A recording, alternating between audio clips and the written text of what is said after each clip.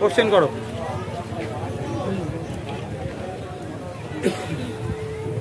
Question শুরু করো। 27,000 মানুষের নাম ডিলিট হয়েছিল, 27 লক্ষ। সেই নিয়ে আমরা দেখলাম যে একেবারে শিয়ালদা থেকে আপনারা একেবারে পথসভা করেছেন এবং প্রতিবাদ সভা করেছিলেন। সেখান থেকে কি বার্তা দেবেন যে 27 লক্ষ মানুষের জন্য? দেখুন, আমরা বারবার বলে আসছিলাম এসআইআর সুষ্ঠুভাবে হলে তাকে সমর্থন করব, কিন্তু অন্যায় করলে আইনি লড়াই করবো, মাঠে ময়দানে লড়াই।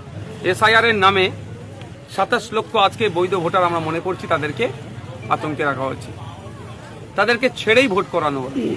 ট্রাইব্যুনালে আছে, কিন্তু ট্রাইব্যুনাল কবে সমাপ্ত করবে কোনো ঘোষণা পাওয়া যাচ্ছে না। এদিকে মানুষ আতঙ্কে আছে।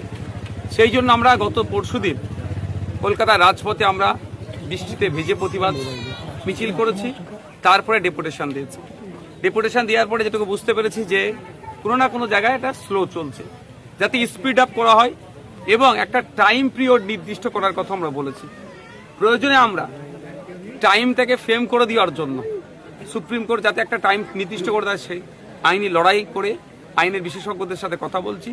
সামার ভ্যাকেশনের পরে হয়তো আমরা গিয়ে এটা করব।